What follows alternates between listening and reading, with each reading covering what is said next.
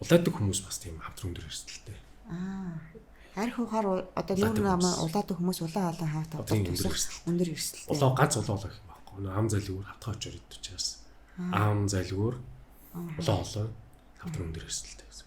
Тэгээ бас энэ бол бас анхаарах зүйл. За тийм хүн байд юм бол ядаж тодорхой хэмжээгээр халуунгийн шинжилгээ тийм ээ. Онцлогондоосоо орж ирэх. Тийм онцлогондоосоо орж ирэх хэрэгтэй гэсэн. Энд технологи үзүүлэх хэрэгтэй. Сайн байцгаана уу, Тэнгэр даатгал болон Сонгодоо эмнэлгийн хамтран бүтээж байгаа эрүүл мэндийн подкастын өнөөдрийн дугаарт Сонгодоо эмнэлгийн дурангийн эмч Батлага эмч маань оролцож байна. За тэгэхээр Батлага эмч маань хоол боловсруулах эрхтэнтэй холбоотой одоо дуран, ходоодны дуран болон бүдүүн эцсийн дуран хийдгээ. Тэгэхээр монголчуудын дунд яг хоол боловсруулах замын өвчлөлттэй холбоотой ямар эмгэгүүд хамгийн их байдаг вэ? Ерөнхийдөө Монгол улсад бол одоо юу гэдэг хавдрын үндсэн нас баралт одоо хавдрын шилтгааны нас баралтын бараг 70 орчим хүн бол манай хоол боловсруулах зам байдаг. За бидний сайн мэдих мэдээж илэг өөрөөр хэлбэл жилд одоо нийт нас баралтын бараг 40 орчим хүн дан илэг байдаг. За дараагийнх нь бол ходоод байна. За мөн дээрээс нэмээд улаан хоолой болон бүдүүн эзний хавдрууд байдаг гэсэн үг. Тэгэхээр гастроэнтерологийн салбар буюу хоол боловсруулах эрхтэн судал гэдэг энэ одоо чиглэл нь манай улсын хувьд бол маш тийм онцгой салбарын нэг болж хөрж байна. Өвчлөлтэй, нас баралт өндөртэй. Тийм учраас бол одоо юу гэдэг эмчнэрийн хувьд одоо юу гэдэг онцлогоо болон эмчилгээний шинэ технологиудыг тэг яралтай хурдан нэвтрүүлж улсынхаа одоо юу гэдэг хүн амын эрүүл мэндэд шинэ одоо технологийн нэвтрүүлснээр одоо нас баралт өвчлөлийг бууруулахад одоо хувь нэмэр оруулах бас нэг тийм одоо юу гэдэг онцгой бас ийм ажил гэж би ойлгодог. Жишээ нь ходоодны хорт хавдар гэсэн. За ходоодны хорт хавдрыг үйлшэл бид нар хамгийн ихэнхдээ ингээ ерөнхийдөө төсөөлөхдөө бол за магадгүй хүнсний аюулгүй байдал ч гэдэг юм уу номер 1 тий. За дээрэс нэмээд одоо бидний хэрэгжилж байгаа одоо бидний нэг үгүйсгэх дуртай хоолууд байдаг шүү дээ. Халуун ногооч гэдэг юм уу, бэлэн гоймж гэдэг юм уу, скол кока-кола ч гэдэг юм уу, юу ч байдیں۔ Тий. Гэт юмыг хилээд байгаа мөртлөө за тэрийгэ шилбэл болчингууд хавдар тусгай байж юм шиг бас ингэж өрөөсгөлөөр бас хандаад өрөөсгөлөөр ойлгоод байгаа байхгүй. Гэтэл бол өнөөдөр ходоодны хорт хавдрын үндсэн шалтгааны тий ялангуяа Монгол тохиолдож байгаа хавдрын үндсэн шалтгааны бараг 80-90 орчим хувь нь бол хеликоптерийн халдвар байхгүй. Халдвар гэсэн үг шүү дээ. Энэ халдвар хизээ авагдах вэ гэхээр хүүхэд байхаас эцэг их юм уу асран хамгаалагч нараас дамжаад авчиж байгаа байхгүй. Тэгэхээр бидний одоо юу гэдэг ирээдүйд ходоодны хорт хавдрыг бууруулъя гэсэн стратеги одоо манай улсын хувьд ямар төлөв байх хэрэгтэй вэ гэхээр хеликоптер л бууруулах. Өөрөөр хэлбэл одоо бид нар 2024 он гээд үзэхэд одоо төрж байгаа хүүхдүүдийн дунд те 5 хүртэлх насны хүүхдүүдийн дунд хеликоптерийн тархалтыг бид нар жишээлбэл бүр 5% руу барьж чадахгүй байх юм бол 40 жилийн дараа бол одоо энэ хүүхдүүд 40 нас хүрэхэд энэ хүмүүсийн дундх хеликоптерийн тархал 5-10-аас доош орж чадахгүй бол бид нар ойрын одоо юу гэдэг 40-50 жилдээ бол ходоодны хавдрыг өвчлөлийг бууруулах гэсэн боломж нь бол маш бага гэсэн үг. Жишээ нь одоо бид нар те за хүнсний аюулгүй байдал гэдээ үзэх юм бол одоо юу гэдэг хамгийн номер 1 бид нар Японыг хэлдэг тийм үү? За Солонгосыг хэлдэг тийм үү? За бид нар бол асар их эрүүл хүнстэй гэж ойлгодог. Гэтэл энэ улсууд бол юу хамгийн том проблем юу гэдэг вэ гэхээр мөн л ялгаа байхгүй ходоодны хорт хавдар гэсэн. Гэтэл ходоодны хорт хавдрын тим одоо юу гэдэг хүнсний эрүүл байгаа хоол идсэн ч гэсэн хорт хавдар тусаад байна гэсэн. За энэ дээр мэдээж нөлөөлөх хүчин зүйлүүд бол байлгүй яах вэ? Жишээлбэл давсны хэрэглээ байна тийм үү? За ингээд мэдээж хувь хүнээс шалтгааллах одоо тийм юу тийм одоо нэг тийм голлох шалтгаан биш ч гэсэн тийм бага шалтгаанууд бол байгаа гэсэн. За өшөө бидний жишээл хамгийн сайн мэдих бүдүүнгэсний хавдар байна тийм үү? Бүдүүнгэсний хавдар бол жишээлбэл зөв миний ойлгож байгаагаар энэ 17 жилийн хугацаанд харахад бол ерөнхийдөө нийт хавдрын бараг 6-7 хавцаа яваад ирсэн хавдар ер нь бол сүүлийн жилүүдэд бол магадгүй эхний 5 руу орох тийм хандлага бол ажиглаж байгаа байхгүй. Тэгэхээр бүдүүнгэсний хавдар ер нь хаана их байт юм бэ гэдэг. Тэнгуут ч ерөөсөө Америк, Шинэ Зеланд, Европ, Митийн орнууд. За Индиа ерөөсөө мах, улаан мах гэж. Тэр махны хэрэглээтэй холбоотой гэсэн үг. Тэнгуут бас сонирхолтой ингээд гадна дотны тэнд явж хахад асуудаг байхгүй юу? Гадны эмчнэр жишээлбэл монголчууд ч өөрсдөө аягүй их тийм мах иддэг штэ. Бараг бидрээс илүү их иддэг штэ. Тийм болохоор яагаад жишээл танаа улсад бүдүүнгэсний хавдрын өвчлөл бага байна гэж хэлээд байгаа байхгүй юу? А гэтэл бодит амьдрал дээр бол миний зүгээр одоо юу гэдэг уншсан одоо юу ингээ ойлгож байгаагаар бол шил 90 оноос өмнө шилбэл Монгол улсад айл өрх болгон шил хөрөгч бол байгааг болохгүй. Хөрөгч тийм өөрөөр хэлбэл хөрөгч гэдэг чинь бидний нөгөө маха хатгалах гол зүйл. Тэгэхээр одоо бол бид нар бол 90 оноос хойш тийм ээ үндсэндээ одоо айл болгон хөрөгчтэй. Том хөлөгчтэй. Жилийн баг 365 хоног бол мөнхөд мах хэрэглэж байгаа байхгүй. За яг Монголд нэг бас даваа тал байх магадaltaй нь юу гэхээр бид нар бол төдийлөн махыг шүүргээр нь хэрэглэдэг юм. Тэгвэл саяны дээр дурдсан баруун өндөр хөгжил тааламд бол хөвчлэн одоо шүүрхийг хэрэглэдэг. Тэгэхээр шүүрхийг хэрэглэх нь бүдүүн эзний одоо ачааллыг нэмэгдүүлж тэ энэ нь бол магадгүй одоо юу гэдэг хавдар үүсэх үндсэн шалтгаан болдог гэдэг нь бол ер нь бол тодорхой. Гэхдээ одоо юу гэдэг сонгодог эмнэлэг байгуулагдаад баг 17 жил 18 дахь жил рүү орж байгаа шиг байна. Энэ хугацаанд манай эмнэлгийн ерөөсө гол үндсэн брэнд чинь юу вэ гэхээр бүдүүн шлон гэсэн тийм энэтэй холбоотой тухайн үед одоо эхлээд бид нар 10 хэдэн жилийн хугацаанд ингээд ажиллаж байхад бол бүдүүн эзний хавдар бол ихсэх хандлага ялангуяа бүдүүн эзний хавдрын урд л өвч ихсэх хандлага бол байгаад байгаа байхгүй.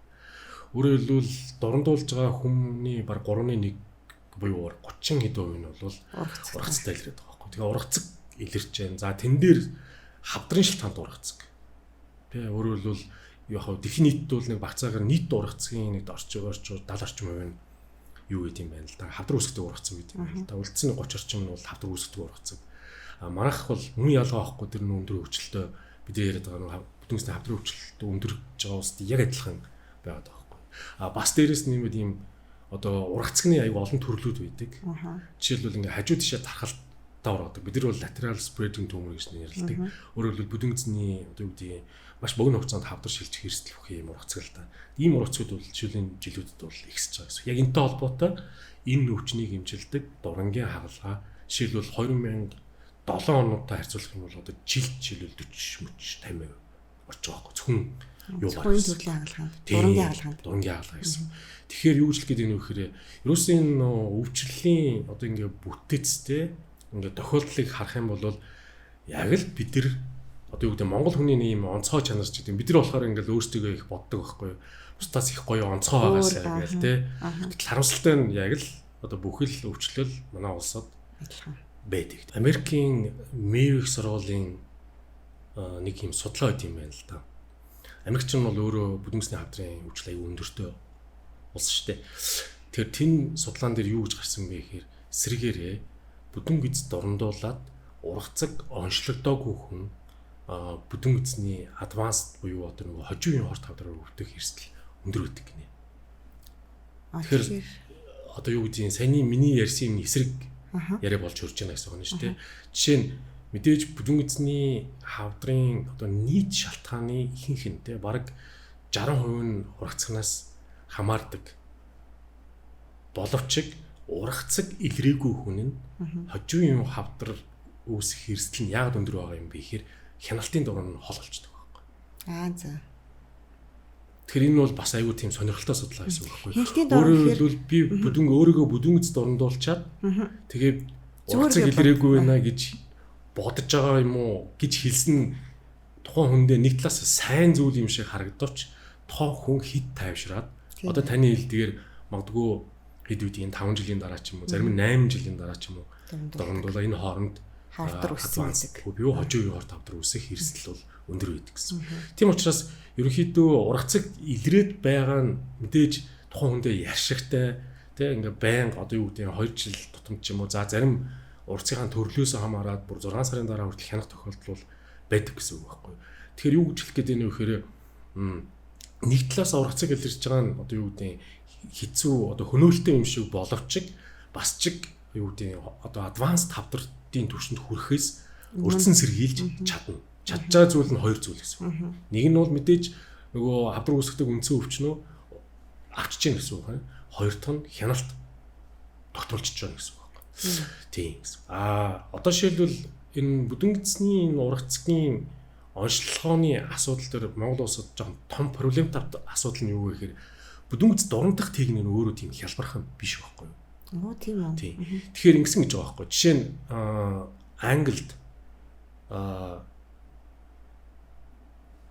бүдүүн эзний скрининг явуулахын тулд эхлээд эмчээ бэлдсэн гэж байгаа. Өөрөөр хэлбэл Эмчнэр нь өөрөөр хэлбэл шууд ингээд нухар хүртэл дурандж чаддгүй байсан гэж байгаа. Өөрөөр хэлбэл дурангийн эмч болгон бүдүүн эцсийг дуранддаг гэж хэлэх юм бол тэр бол өрөөсөл гэсэн. За. Яг тэгэхээр бүдүүн эц дурандах гэдэг бол одоо юу гэдэг эмчийн ур чадвар аягүй их шаарддаг. Дээрэс нэмээд нөгөө нэг бас их төвөгтэй байдаг байхгүй. Буруу юм уу ингээд зөв техникээр дурандахгүй бол өвчтний хүртэл залхаачдаг. Тэгээ 30 минут зарим бүр цаг маг дурандах хүртэл тохиолдол. Тэгээ дээрэс нэмээд өвдөлтөө үүсэх тохиолдол байдаг. Тэгүн гоч өвчтөн жишээлбэл одоо юу гэдэг дараагийн хайширна гэсэн байна. Гэх мэт ийм олон проблем байдаг байсан учраас жишээлбэл англичууд яасан бэ гэхээр бүр бүртгэлийн систем үүсгэсэн гэж байна. Өөрөөр хэлбэл эмч хүн бүдүүн эзэн нухар хэсэгт тэдэн минутанд очисон гэдэг нь нэгдүгээр. Тэгээд тэдэн хувьтай тий би 10 хүнд урандахад 100 хүнд урандахад би 99% ямар ч гэсэн нухар эзэнтэй хөрсөн шүү гэдэг баталгааж болох. Тэгжээд жишээлбэл тоо хүний нөгөө эмчийн ор чадварыг үнэлээд тэгээд нэг скринингийн програм одоо бүдүүн эзний скринингийн програмыг хангасан эмч гэж жишээлбэл үзэж гэхэд үзэхээр юу гэж хэлэх гэдэг нь вөхрөө бүдүүн эзэд орнох гэдэг нь бас тийм амархан зүйл бас тий амархан зүйл биш. Гэхдээ сүүлийн одоо юу гэдэг 10 хэдэн жилийн хугацаанд манай эмнэлгийн одоо нэг айгу одоо чухал хийж чадсан чухал зүйл юу вэ гэхээр бас тий нөгөө гадны одоо их сургуулийн төслийн дараах сургалтыг бол бид нар авих авч байгаа шүү дээ. Энтэй холбоотой ер нь маш их олон эмчтэй бол бид нар бүдүүн эцэд орндож сургах ийм чиглэл бол анхаарсан.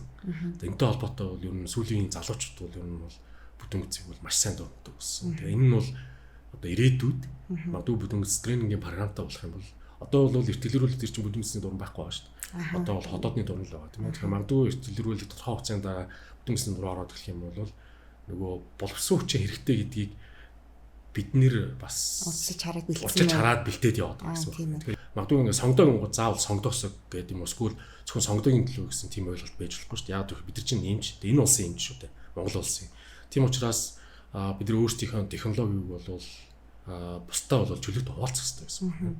Энэ бол мэдээж эмч хүний бол үүрэг гэсэн үг байна. Бас тодорхой хэмжээний багш хүний үүрэг гэсэн үг байна. Тийм учраас юу манай эмнэлэг бол энэ 10 хэдэн жилийн хугацаанд бол ер нь хангалттай залуучдыг бол энэ чиглэлээр бэлдсэн гэж ойлгож байна. Би ч одоо 25 6 жил эмч хийжээ. Миний сүүлийн 20 жилийн шахуу энэ скоп буюу дурангийн эмч хийж байгаа. Энэ одоо туршлагаас харахад альва нэг өвчний шалтгаан өөрчлөгдөөл явчихгонгод дуран болон нүдээр ингээ харагдах байдал нь өөрчлөгддөг гэсэн. Тэгээ одоо бол бид нар бол жишээлбэл хеликоптерийн шалтгаантай хортой хавдруудаа илүү төлхөө оншилж хараад байгаа байхгүй. Ихтэл мөн сайн хэлээд байгаа Эпштейн баарын вирус ч гэдэм юм уу, эсвэл бол одоо нэр эндокрин төмөрч гэдэм юм уу, тэ? Ингээд өшөө одоо юу гэдэг одоо Печекерсийн синдромын гаралтай одоо хотодны хавдарч гэдэм юм гээд үзэх юм бол харагдах байдал нь өөр болоо явчихдаг. Тэгэхээр туршлага маш их хэрэгтэй болоо явждаг. Тэгэхээр ер нь бүдүүн эцсний дуран, ходоодны дурангийн аппаратыг яаж ариутгах юм? Ариутгахын процесс нь ер нь яаж явагддаг юм бол? Ер нь бол ингэж байгаа байхгүй. Нөө CDC гээд Америкийн халдварт өвчин судлалын үндэсний төв гэж байна шүү дээ, тийм ээ. Энийний зөвлөмжийн дагуу одоо ариутгадаг гэсэн үг. Яг одоо ихээр 2018 онд миний би эрүүл мэндийн яамны дуран болон түүний дагалдах хэрэгслийг ариутгах заавар гэдэг боловсруулах ажлын хэсэгт ажилласан. Тэгээ энэ ажиллах хугацаанд бид нар бол үндсэн хоёр зүйлийг л барьсан. Тэр нь юу вэ гэхээр одоо бидний хамгийн өндөр хөгжилтэй гэдэг улсад ямар хэвхэн янзын зарчим шаардлага тавьд юм бэ? Дээрээс нэмээд дурангийн одоо дэлхийн байгууллага байгаа шүү дээ. Тэгээ ОМЭД гэдэг. За энэ ОМЭД-ийн одоо юу гэдэг хамгийн минимал стандарт ямар байд юм бэ? Өөрөөр хэлбэл улс үндэстэн, яс үндэс, гарал үүсэл одоо юу гэдэг нийгмийн давхар дээрээс ялгахгүйгээр хин байсан иймэрхүү төвшингийн ариутгацсан дуранд одоо эмнэлэг хэрэглэнэ гэдэг энэ төвшингийг л бид нар одоо эрүүл мэндийн сайдын тушаалд оруулж гисэн. Энэ зааврын дагуу ариутгадаг гэсэн. Харин тухайн байгууллага нь хүн их үздэг үү, хүн цөөхөн үздэг үү гэдэгтэйгээ хамааруулаад ариутгалын бодисоо сонгох шил боломж бол байдаг. Мэдээж одоо шил маа сонгодоо бол маш хүн үздэг учраас хамгийн одоо өндөр түвшингийн ариутгалын бодисыг бол хэрэгэлдэг. Тийм учраас нөгөө бас тодорхой хэмжээний төлбөрийн нөгөө юм өндөр байгаад нэг шалтгаан нь бол ерөөс ариутгалд онцгой хаардаг гэсэн. Ариутгал өгөл өөрөө бол ялцчихгүй 3 зүйл айгу шаарддаг зүйл гэсэн үг. Нэгдүгüрт бол мэдээж өртөг шаарддаг. Хоёрдугаарт нь болохоор хүний одоо юу гэдэг өөрийнх нь одоо үндсэн одоо натур мотивац гэх юм уу та тий. Хүний нүдний далд явагддаг процесс учраас одоо юу гэдэг яг ажилдаа нөгөө хандах хандлага тийм чин сэтгэлээсээ хандаж хийхгүй бол тэгээ энийг нь бас тий хин ч гэсэн ямар ч сайн хүн алдаа гаргаж болдог. Тэгвэл энийг нь бас ахаад нөгөө мониторингийн систем, хяналтын систем байдаг гэсэн. Ийм 3 зүйл ерөөсөө магадгүй мөнхий явагддаг гэсэн үг. Тэгээд сүүлийн үед бас нэг их сайн зүйл нь юу гарч ирж байна вэ гэхээр дуран ариутгацсан эсхийг нь нотлох баримттай болж эхэлсэн гэсэн үг. Өөрөөр хэлбэл баркодтой болсон гэсэн үг. Өөрөөр хэлбэл ингээд ариутгалтын машинаас дуран гарлаа гэхэд тухайн дурангийн одоо ариутгацсан цаг хугацаа бүх юм нь бол нотлох баримттай ингээд баркодтой гардаг. Тэгээд тухайн хүнд хэрэглээ гэж үзэх юм бол тэрийг нь тухайн хүнд хүнийх нь одоо юу гэдэг ID дугаарыг одоо баркодтой наагаад ингээд бид архивлаа хадгалаа явуулдаг гэсэн үг. Энэ нь бол хэдэн он тэгээд одоо баркодонд юу гардаг вэ гэхээр хэдэн минут ариутгасан, хэдэн он ариутгасан, хэдэн цаг, хэдэн минутаар ариутгасан гэдэг бүх юм бол гардаг гэсэн. Тэгэхээр угаасаа ингэж байх зааврыг нь бид нөгөө эрүүл мэндийн сайд тушаалд оруулж гисэн гэсэн байна. Тэгэхээр одоо орчин үед бол энэ зааврыг л ерөөсөө бид сайн баримтлах юм бол одоо юу гэдэг халдварын асуудал бол санаа зовх зүйл бол байхгүй гэсэн. Тэгэхээр ер нь босод бүх хэмжүүд энэ стандартын дагуу ариутгах хэрэгтэй юм байна шүү дээ. Ер нь бол бүх хэмжүүд гэхээс илүүр Монгол улсад үйл ажиллагаа явуулж байгаа одоо ямар ч одоо эмнэлгийн байгууллага ганц энэ нөгөө хотоодны дуран биш те бүх төрлийн багш дурангийн бүр ариутгал болгон халдвар хөтөлбөрийн ялааг нь хүртэл заагаад өгсөн тийм үү. Миний хувьд бол бас их тийм боломжийн заавар гарсан гэж хардаг. Зүгээр сая бас ингээд дахиад бас ингээд ерөөхдөө юу гэдэг миний бас тийм хобби гэх юм уу энэ ариутгалын асуудал. Яагаад гэвэл хобби хэсэлүүгээр бид нар чинь юнит лөө тэмцэж байгаа гэж. Үндсэндээ хавдрын төлөө явдаг байхгүй юу? Өөрөөр хэлбэл хавдар илэрүүлэх. Гэтэл нөгөө хавдрын чинь үндсэн шалтгаан нь халдвар байгаа байхгүй юу? Тэгэхээр бид нар энэ халдвартайгаа тэмцэж чадахгүй бол хавдраа бууруулж чадахгүй гэсэн үг байхгүй юу? Тийм учраас энэ нь бол ерөөсөө бүр онцгой анхаарах хэрэгтэй зүйл гэсэн үг юм. Тэгээ сүүлийн үед яг ингээ нөгөө одоо Японд дурангийн ариутгал дээр гардаг хүмүүсийн ийм санамсаргүй алдааг бүртгэсэн тийм пепер үлдсэн байна. Тийм 30 хэдэн кейс. Тэгээ кейс болгоно нь ямар алдаанаас гарч үүссэн бэ? Тэ? Тэгээ энэс ямар үр дагавар үүссэн бэ гэдгийг ингээ японочууд судалсан байна. Тэр нь болохоор бүр кейс дээрээ. Тэгээ энийг би сая бас өөрөө чадлах хэмжээгээр нүүдх орчуулад тэгээд Монгол руу буулгаад тэгээд одоо бас баг сарын өмнө лөө интернет эмнэлгийн зохион байгуулсан хурал дээр бас зориудаар тэрийг тавиад тэгээ өөрөөр хэлбэл хүмүүс юм болсон ямар нэгэн асуудал үүсгэл юм байна л да. Тэгэхээр бид нар яаж жишээлбэл тэр алдаага бүртгэх вэ? Тэрийг яаж мэдэх юм бэ? Тэр хүнээр шалтгаалж байгаа алдааг яаж багасгах вэ гэдэг тал дээр бол тэр бол гайхамшигтай тийм юу байсан. Судалгааны ажил байсан. Та тэндээс нэг хоёр жишээ танилцуулбал одоо ямар шууд тохиолдлууд байна сонирхолтой. Жишээ нь одоо бид нар бол мэдээж ингээд дуран ингээд ариутгацсан гэдгийг бол бид нар бүгдээрээ мэдж байгаа. Гэхдээ ариутгасан дурангаа тавьдаг тогтсон барил заавал байх хэрэгтэй юм байна л да. Өөрөөр хэлбэл одоо ямар ч байгууллага байлаа гэж үзээд аюун олон сувилч нар ажилладаг учраас одоо бид нар жишээлбэл ингээд нөгөө дурангийн аппаратын хажууд ингээ өлөгцсөн дуран болвол эсрэгээр ариутгасан дуран уу ариутгаагүй дуран уу гэдэг чинь эргэлзээтэй гэсэн үг байна. Яг тэгэхээр урд нь хүнд хэрэгэлсэн байж болно. Тийм биз дээ. Тэгээд цааш ариутгалын өрөөрөө зөөх гэж ээж болно. Тэгэхээр батлаатай ариутгасан дуран гэж юу хэлэх юм бэ гэдэг дээр хүртэл тэр одоо пепер дээр нөгөө хүмүүс өөрсдөө бол нөгөө тоглоомын дүрмээр тохирсон гэсэн үг байхгүй. За энд байгаа дуран бол ариутгасан гэсэн үг. Батлаатай ариутгасан дуран шүү гэдэг. Тэгээ байрлалуудын заагаад өгдөг. Тэгэхээр нэг тим кейс хүртэл байгаа байхгүй тий. Тэгэхээр энэ дээр юу хчлэх гэдэг нь вэ гэхээр бас ингээд бид нар мэддэг юм шиг мөртлөө мэддэггүй зүйлийг Японочууд судлаад пепер болгоо гаргацсан. Тэгээ энийг нь жишээлбэл бид за өлгцэн дорн ч юм бол эсэргээрээ төрөвчийн үн дээр хэрэгэлсэн байх магадлал бий учраас тэр маш хурдан тэр хүнд хэрэгэлсэн бол бушуухан шиг салгах хэрэгтэй байсан байхгүй. Тэр энэ салгах процессыг дүлгөөд бэйн гэдэг бол бас эсрэгээр аюултай болж ирж байгаа юм. Миний ярьж байгаа ойлгож байна. Тийм. Тэгэхээр энэ бол бас ингээд иймэрхүү ингээд маш олон сонирхолтой кейсүүд. Маш их ерөөс 30 хэдэн кейс. Бүр нэг кейс болгоно л юу юм бэлээ. Одоо юу гэдэг мэрэгжлийн их юм уу да. Одоо хүмүүст аюу чухал гэсэн. Тэгээ тэндээсээ сургамж авах маш их зүйл үүдэн шүү дээ. Тийм. Мэддэг мөртөөс ингээ гарах алдаа гарах магадлалтай. Тийм юм хөө сонирхолтой байна. Тэгэхээр за ходоодны дуран ариутгахтаа яг процесс нь одоо яг ямар ходоод болон бүдүүн гэсэн хэрэг уусмал хийж ариутгах юм уу эсвэл ингээд инкубатор ч юм уу тийм аппаратын дотор хийж ариутгах юм уу? Ер нь бол ариутгах аппаратанд хийж ариутгах. Гэтэ одоо бол гол хамгийн чухал асуудал юу гэхээр ерөөсөө л үндсэн 3 зүйл байдаг гэж байгаа байхгүй юу? Нэгдүгээрт нь дурангийн аппаратны хажуудах ихний цэвэрлэгээ. Тэгээд зөөгдөөд ариутгахлын өрөөнд ороод ихний 2 дахь угаалга. Бүр ингээд урсгал тусаа байгаа хэвээр байсан. Тэгээд тэрний дараагийнх нь болохоор машиндаа хийх. Гэдэг ийм үндсэн 3 шатралтай явна.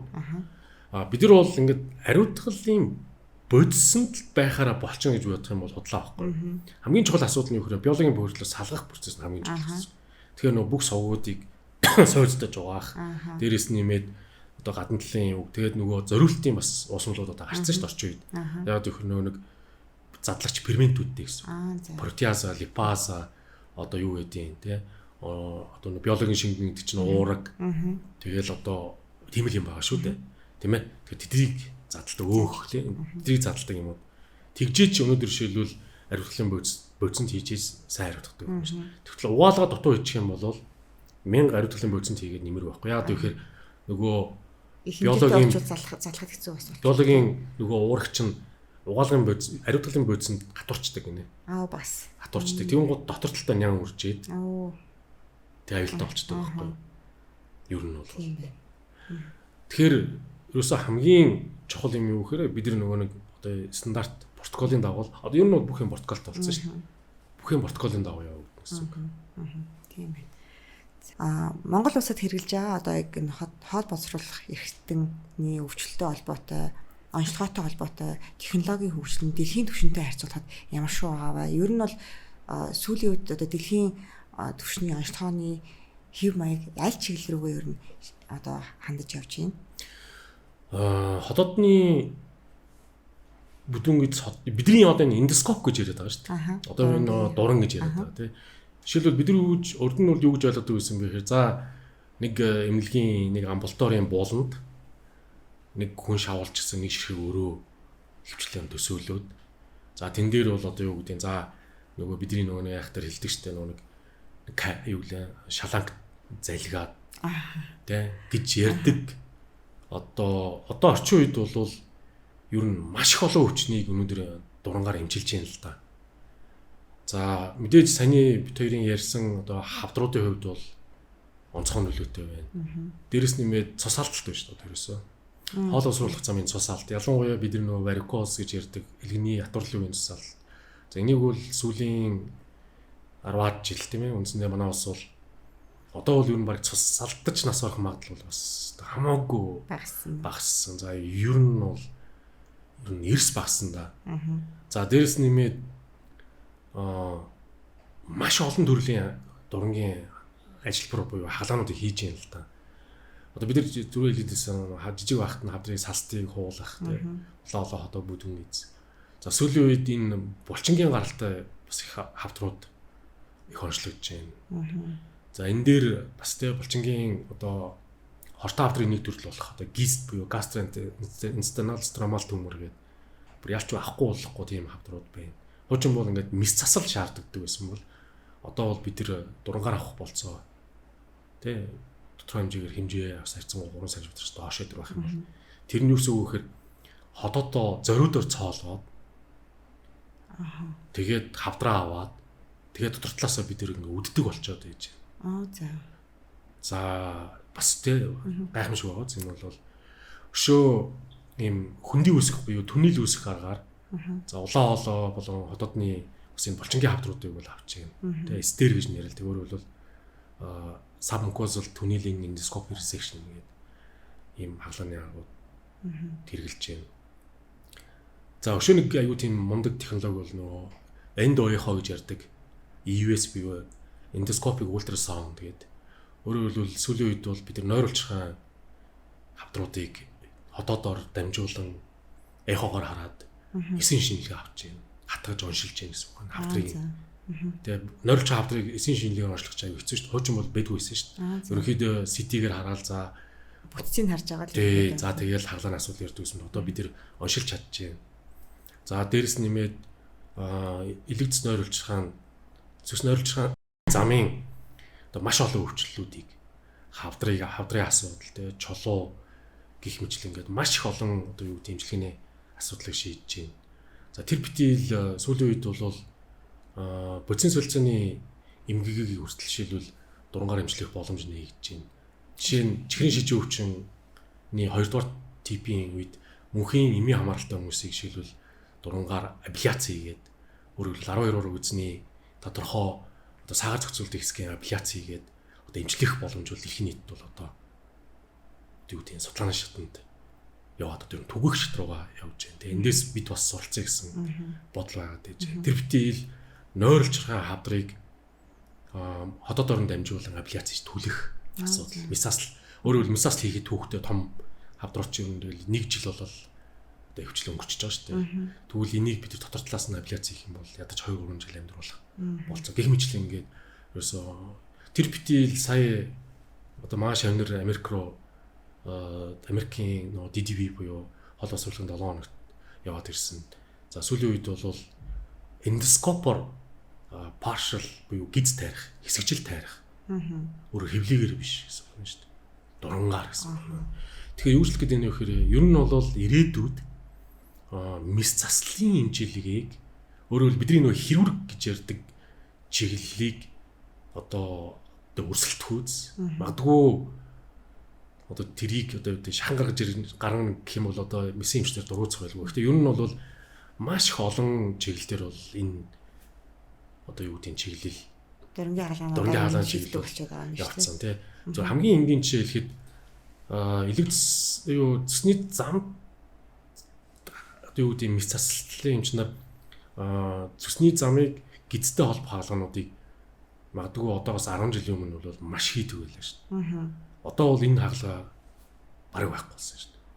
Өөрөөр хэлбэл дурангаар дотор талаас нь нөгөө патрикөлгөөр нь оруулаад чулуугаа авах те ингээд янз бүрийн ажлууд хийх бүхэн болцоод тоосноо.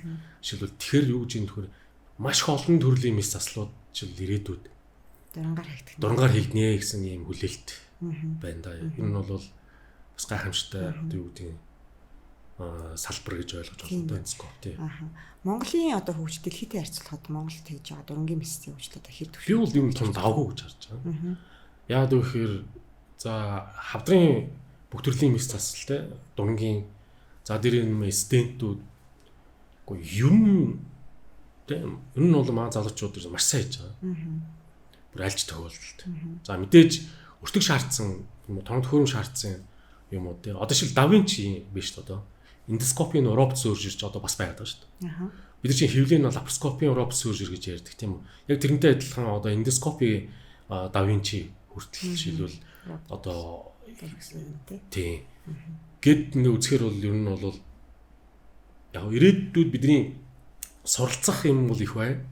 Гэхдээ бид бас тодорхой хэмжээгээр тэгээ хөл нийлүүлээд явж гэнэ л гэж ойлгож байгаа шүү дээ. Энэ бол өөртөө. Тийм ээ. Бас улаан хавдар бас нэг гол нөлөөлдөг юм уу гэхээр арх. Арх дээр юу нөлөөлдөг юм бэ гэхээр нэг арх угаад нэг юм царай юу яадаг улаадаг хүмүүс байдаг шүү дээ. Тэр чинь яагаад гэж юм бэ гэхээр нөгөө алкогол дегидраназа гэх фермент байдаг шүү дээ тийм ээ. Тэр нь болохоор нөгөө юуг задлахтай этанолыг задлахтай нөгөө ацетилальдегид гэдэг завсрын бодис үүсгэх юм байна л да. Тэгэхээр энэний дутагдaltaй хүмүүс тэр нэг ацетилальдегид нь канцерогин нөлөөтэй байхгүй. Тийм учраас тэр чинь өөрөө нөгөө суц өрөөсөд байгаа бодис чинь. Тэгээ дээрэс нэг канцерогин нөлөөтэй. Тийм болохоор тийм улайдаг хүмүүс бас тийм хавдар өндөр эрсдэлтэй. Арх ухаар одоо нүүр нам улаадаг хүмүүс улаан олон хавтаа өндөр эрсдэлтэй. Улаа ганц улаа гэх юм байхгүй. Нөгөө ам залгуур хавтгаа очоор идэж чаас. Ам залгуур улаа олон хавдар өндөр эрсдэлтэй гэсэн. Тэгээ бас энэ бол бас анхаарах зүйл. За тийм хүн байд юм бол ядаж тодорхой хэмжээгээр халуунгийн шинжилгээ тийм ээ. Онцлогондоос орж явах. Тийм онцлогондоос орж явах хэрэгтэй байсан. Энд технологи үзүүлэх хэрэгтэй. Тийм. Бид нар чинь нэг ийм юм яриад байгаа шүү дээ. Нэг амар хялбархнаар хүн имжлээ гэх юм бол бүх юм болиулчих гал байгаа шүү дээ. Тэ эдэг минь болиулаад, уудаг минь болиулаад, бүгдийг ууланд алхуулаад тэгэл одоо юу гэдэг амар сайн унтуулаад. Өнөөдөр амьдрал угаасаа тийм боломж бол байхгүй шүү дээ угаасаа. Тэгэхээр юу хэлэх гээд энэ юу гэхээр орох ёстой тодорхой шинжилгээндээ тэндэл ороод тий өөрөө тэгэл эртэлрүүлэх юм бол ихэнх өвчнөгийг эмчлэх боломжтой. Өнөөдөр хавдар байсан ч гэсэн нэг тийм эртүүдээ тийм хотод ялангуяа хотод улаалаа бүдүүн гизний хавдар бол дурангаар эмчлэх магадгүй уушиг их төвхтэй бэж магадгүй одоо нойрлж байгаа юм тийм үү. Нойрлж байгаа хавдар ч аягүй хэцүү шүү дээ. Жижиг төвшөнд онцлогдох магадлал аягүй бага. Тэгээд онцлогдлоо ч гэсэн эмчилгээний асуудал нөсөр болоо явчихдаг. Тэгвэл манай хүндэт хэрэгтэй бол бас нэг талаас одоо орчин үеийн технологийн шийдэл нь онцлогооных нь нөгөө дэлгэрүүлэх нь чадамж нь хамаагүй дээшилж байгаа. Учираас тий. За тэгээд түрүүний тав дээр нүүд дурддаг нөгөө химэл оюухана мэдээж давхар ашиглах юм бол бүр баг дээр нь тий онцлох бодлол нэмж байна л гэсэн. За ургацаг ингээд үүсгээд 3 өдрийн тутмын нэг нь ургацтай байгаад байна. Тэгэхээр энэ одоо яг гол шалтгаан нь юу юм бэ? Эндээс одоо урьдчилан сэргийлэх боломж байна уу? Зөв миний ойлгосноор бол яг Япон мэтийн тийм Ази орнуудын ингээ сурагчийг харж байхад бол ер нь бол баруунцсан хоолны соёл л гэж үзээд байгаа байхгүй. Тэгээ баруунцсан хоолны соёл гэхээр юу юм бэ гэхээр мэдээж тухайн улсууд бол махны хэрэглээг л хэлээд байгаа шүү дээ ерөөсөө. Тэгэхээр мэдээж бид нар махны хэрэглээг бол бууруу. Яг тэгээд махны хэрэглээ энэ болохоор ер нь явцын дунд бүдүүн гизэнд нөгөө Карас гений мутац хөвчлө үүсгэжтэй юм байна л да. Тэгээ нөгөө Карас гений мутац үүсчихээр аденома үүсэх магадлал нь буюу болчиххон хоргоо авдар штэ тийм ээ. Бидний энэ ургацаг гэж нэрлэдэг байгаа чинь аденома гэж болчиххон хоргоо авдар үүсэх эрсдэл нэмэгдээ явждаг. За эндээ явцад мэдээж бусад шалтгаанаар нөгөө P53 гэдэг гений мутац үүсээд тэгээ P53 гений мутац үүсчихээр үндсэндээ одоо аденокарцинома буюу урт авдар болох эрсдэл нэмэгдээ явж байгаа. Бүдүүн гиз чи ер нь миний ойлгосноор жоох нь ер нь ном дээр бол 3 төрлийн үндсэн шалтгаан байгаа шүү дээ. Одоо саяны миний ярьж байгаа юу хавдар үүсгэх механизм ч бол нийтдээ бараг 60%, 60-70% байгаа шүү. За дараагийнх нь өрөвсөлт өвчин.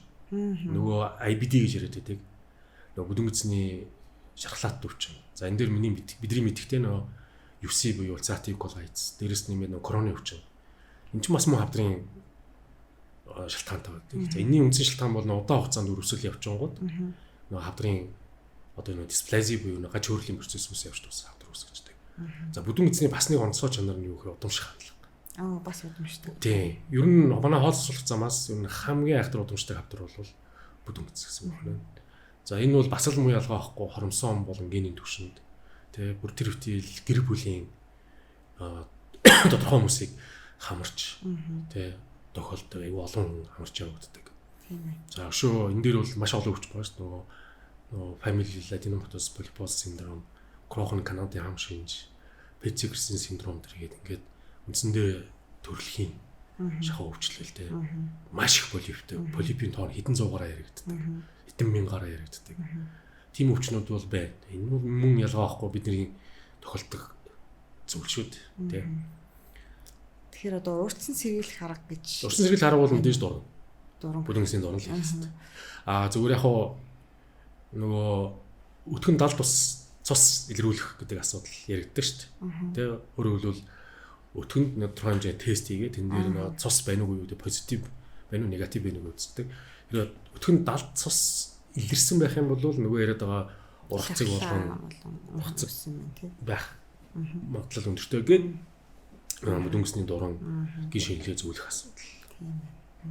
Ер нь бол нас тийм ээ. Мэдээж одоо юу гэдэг 40-с дээш ч юм уу үдмэсний дуран бол одоо үүдийн зайлшгүй арга шимлэгийн нэг юм гэсэн. Тийм байна. Тэрнээс одоо үүдийн махыг нь болиулаад ч гэдэг юм үү те. Тэнгууд жишээл бүдгэнсний хавтраас сэргийлж гин гэсэн бас эвиденс байхгүй шүү дээ. Тэгээ дээрэс нэмээд одоо бид нар чинь наслалт дундаж наслалт тийм ээ. Дундаж наслалт чинь өсөөл агцсмаа мэдээж хавдрын эрсдэл бол бүр альж тохиолд өсөөл явна гэсэн үг шүү дээ тийм ээ. Одоо чи юу вэ? Эмэгтэй хүний дундаж наслалт чинь 75. Тий. Тэгэхээр юу гэж гэдэг нь вэхээр одоо дундаж наслалт чинь өсөд байх юм бол ер нь хавдрын асуудал бол гарч ирэх нь тодорхой гэсэн үг байна. Тэгэхээр усан сэргийлэхийн тулд онцгойн тул дараад тэгээ баг дээр нь дараал эмчтэд яваад байх. Түрүүн бид хоёр нөө зохос ярьж байсан шүү дээ. Өнөөдөр жишээл Япон мэтийн орнуудыг бол тэр бол хүнсний эрүүл мэнд одоо юу байдیں۔ За ингээл аюулгүй эрүүл орчин амьдарч талаасаа өндөр мөртлөө өндөр наслалт нь хамгийн чухал нөлөөлж байгаа зүйл нь юу вэ гэж бодчих юм бол тухайн улсын анагаахын хөгжил байгаа байхгүй. Тэгээ өндөр наслах хүртэл нь үндсэндээ өөрөөр хэлбэл хүний өөрийнх нь амьдрах потенциалыг дуустал амьдрах тэр нөхцөлийг нь хангаж байгаа юм чинь орчин үеийн анагаахын гэсэн үг шүү дээ. Нэрт илрүүлээд тодорхой хэмжээний эмчилгээний тэгээд яваад хахад урт наслал яваад авах боломжтой. Тийм гэсэн. Ямар санд би 2007 онд 2005 онд Японд сурч байхад нөгөө бид чинь сураал явж байгаа чинь нөгөө тухайн улсын стор буюу өвчний түүхийг ингээл хүн болгон бид чинь анзаардаг. Эмчтэр учраас тийм. Тэгэл харангууд нь халаан орох гэж байгаа хүний за 80 настай гэл өвчний түүхийг харангууд л баг доот нь 2-3 хавдраар урт нь өвдөжсэн тий. Одоо орох гэж байгаа нь одод нь орт хавдарч байх жишээ тий. Эндээс юу гэж ойлгосон бэ гэхээр хүн ер нь амьдралынхаа явцад мэдээж ийм олон хавдарт одоо нэрвдэх нь бол тодорхой юм байна. Тэгэхээр энийг бид тэр одоо эртэлрүүлэх асуудал бол чухал гэсэн. За мэдээж нөгөө зордын өөрөөр хэлбэл осол гэмтэл тийм ээ одоо амиа хорлолч байт юм уу. За энэ бол мэдээж жишээлбэл манай нийгмийн одоо бидний нөгөө одоо юу гэдэг бодлогын бас чухал асуудал байж шүү дээ. Бас насвалтанд аюу том нөлөө үзүүлдэг, маш том нөлөө үзүүлдэг хавдрын 3 шахуу байгаа байх шүү тийм ээ. Зүрх судас хавдар 3 дахь нь бараг шахуу саяны зууртын асуудал тийм ээ. Тэгэхээр эртэлрүүлэл эмчлэл байх юм бол хүн бол урт наслах бүрэн боломжтой. Мэдээж амьдралын хэмнэл чухал. Гэхдээ хүн болгонд тэрийг одоо хөвшиж чадахгүй юм шиг хөвшүүлж чадахгүй юм чинь ядаж эмчтэй үзүүлээд эрт онцлуулаад байх нь чухал. Тийм тэр бол юм нь бол маш чухал гэсэн. За өнөөдрийн подкастыг Тэнгэр даатгал болон сонготой амьлаг хамтран зохион байгуулж байгаа. Тэнгэр даатгал маань нийгмийн хариуцлагын өрөөнд ард иргэдтэй эмнэлгийн эрүүл мэндийн үнэн зөв мэдээлэл өгөх зорилгоор e-доктор гэдэг вебсайт ажиллаулдаг. Та бүхэн альва өвчний талаарх мэдээллийг e-доктор.cg имэйл сайтаас орж авч байгаарай.